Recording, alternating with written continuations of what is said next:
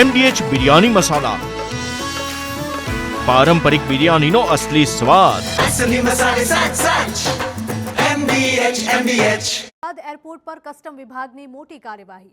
12 કરોડ 50 લાખના ગાંજા સાથે 4 આરોપી ઝડપાયા છે। બેંકોકથી અમદાવાદ હાઇબ્રિડ ગાંજો લાવનારા 4 આરોપીની ધરપકડ થઈ છે। બેંકોકથી વાયા કુઆલાલંપુર થઈ મલેશિયા એરલાઇન્સમાં આવ્યા હતા। 3 આરોપી પંજાબના, જ્યારે 1 આરોપી વડોદરાનો રહેવાસી હોવાનું તપાસમાં સામે આવ્યું છે।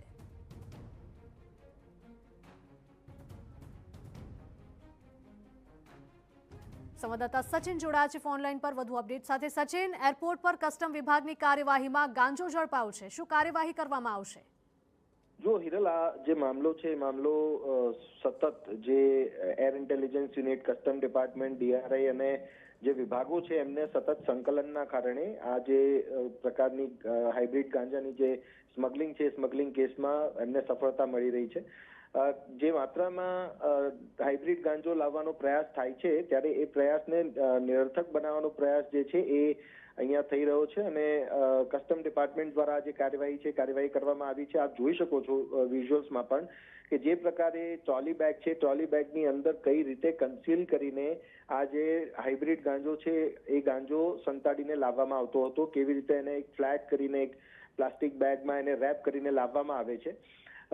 આ જે કેસ છે, કેસમાં અલગ અલગ 4 વ્યક્તિઓની ધરપકડ કરવામાં આવી છે અને જેમાંથી 3 પંજાબના છે અને 1 વડોદરાનો રહેવાસી હોવાનું સામે આવ્યું છે। અજય પાંડે, સંદીપ, રોની અને મનપ્રીત, આ 4 લોકોની સામે અત્યારે કસ્ટમ વિભાગ દ્વારા કાર્યવાહી શરૂ કરવામાં આવી છે અને આપણે જોઈએ તો છેલ્લા કેટલાક સમયમાં પણ કે છેલ્લા વર્ષમાં પણ આપણે જોઈએ તો કરોડો રૂપિયાનું જે હાઇબ્રિડ ગાંજો છે એ ગાંજાની સ્મગલિંગના કેસ અને એમાં જે યાત્રીઓ છે, જે આરોપી તરીકે એમની ધરપકડ કરવામાં આવી છે ત્યારે આ સમગ્ર લોકોનું પણ પ્રોફાઇલિંગ જે છે એ રાખવામાં આવે છે અને જે યાત્રીઓ છે કે પછી જે પ્રકારની મોડસ ઓપરેન્ડી છે, મોડસ ઓપરેન્ડી ઉપર સતત કોઓર્ડિનેશન તમામ અલગ અલગ જે વિભાગો છે એમના દ્વારા કરવામાં આવે છે। પછી એમાં DRI હોય, એર ઇન્ટેલિજન્સ યુનિટ હોય, કસ્ટમ ડિપાર્ટમેન્ટ હોય, સંબંધિત અલગ અલગ વિભાગો જે છે કે જેનાથી આ જે પ્રકારનું સ્મગલિંગનું આખું જે રેકેટ ચાલી રહ્યું છે અને ડ્રગ્સ જે છે આ હાઇબ્રિડ ગાંજો